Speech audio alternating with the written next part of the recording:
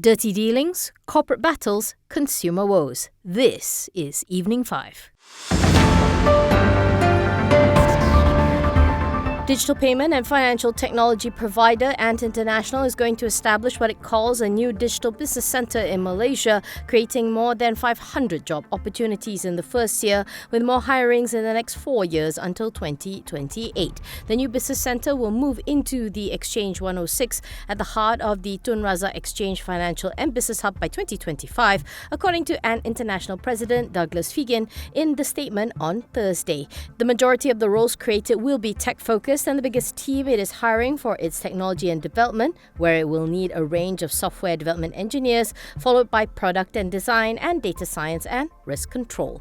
Fegan said that together with partners like Malaysia Digital Economy Corp, they can harness local tech talents to significantly accelerate the impact its businesses can make locally and around the world. MDEC CEO Mahathir Aziz said Ant International's new business centre is a testament to its commitment to choosing Malaysia as a preferred country in the mission to propel the digital economy. Ant International, which has been present in Malaysia since 2014, is an affiliate of Ant Group, which can trace its roots back to Alipay since 2004 and is one of the world's leading open internet platforms. Notable among its collaborations with local partners is its partnership with TNG Digital, through which Ant International enabled users of Touch 'n Go e-wallet to make payments around the world.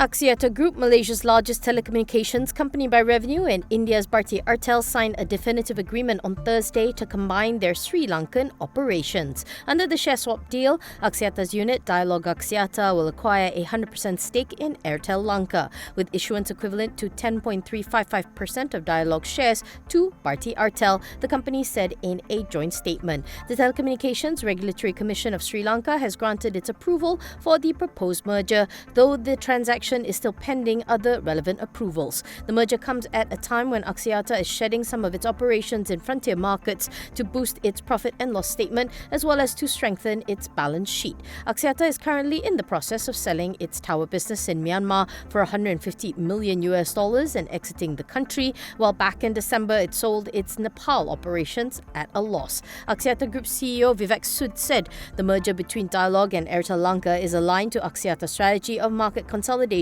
and resilience. He adds that the merger will create value for the shareholders of Dialog and Axiata through achievable synergies. For Bharti Airtel, India's second largest mobile network operator, the merger in Sri Lanka will unlock new opportunities for innovation and growth that will benefit consumers, according to Ashish Chandra, CEO of Bharti Airtel Lanka. RHB Bank views sustainable financing as presenting more opportunities than challenges, rather than affecting its overall profit from financing activities. Considering the need for sustainable financing, the bank has raised its target to provide over 50 billion by 2026, after cumulatively mobilizing 23.8 billion in sustainable financial services by end FY 2023, surpassing its initial goal of 20 billion ringgit. Of this amount, 11.3 billion was allocated to green initiatives, including renewable energy projects and energy efficiency solutions, contributing to the bank's objective of achieving net zero emissions by 2050. RHB Group CEO Muhammad Rashid Mohamad said that through the bank's engagement with various industries, the group had identified numerous opportunities for sustainable financing, particularly with the government's introduction of the National Energy Transition Roadmap and New Industrial Master Plan 2030. As for FY 2023, RHB had financed over 3.8 billion in sustainable energy financial services. For the first quarter of FY 2024, Rashid noted that RHB are observing further improvement in the numbers, but didn't specify the exact amount. Asked if the bank sees itself as excluding companies which do not have a transition framework or fall short of certain criteria, Rashid said RHB is not discounting any companies, especially among the small-medium enterprises. He explains that the bank has an equal responsibility to educate and support the SMEs towards their journey in sustainable process by advocating and assisting them in understanding the need for transition finance.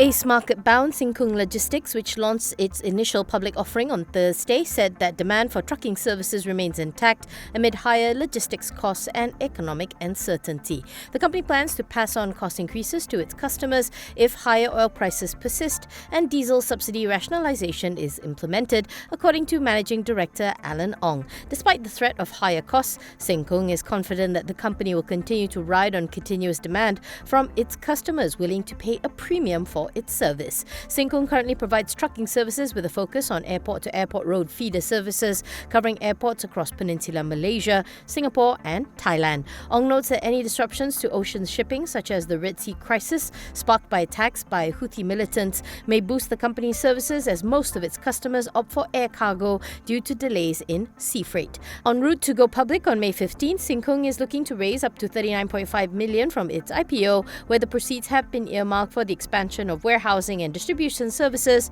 among others. Datuk Farhash Wafa Salvador, former political aide to Prime Minister Datuk Sri Anwar Ibrahim, has ceased to be a substantial shareholder of HeiTech Padu just 1 month after acquiring a 15.9% stake via a private vehicle in the company. In a boss filing, the technology services provider said that Farhash is no longer a substantial shareholder following the cessation of his deemed interest by virtue of the change in shareholdings in M5 South Sea, the holding company of Rosetta Partners, pursuant to Section 8 of the Companies Act 2016. The latest development comes after HeiTech Padu was awarded a contract worth $190.01 million by the Ministry of Transport on April 15th, inviting criticism that the group won the large contract due to Farhash's connection with Anwar. However, Transport Minister Anthony Loke clarified on Wednesday that the contract's increased value was due to a job merger and that the tender for the project was concluded prior to Farhash emerging as a substantial shareholder of HeiTech Padu. The company has been in the spotlight since Farhash emerged as a substantial shareholder on March 14th after Rosetta Partners bought a 15.9% stake in the group. In a statement back in March, Farhash stressed that he has never been involved in any part of the government administration and political activities and is now fully focused on business and corporate matters.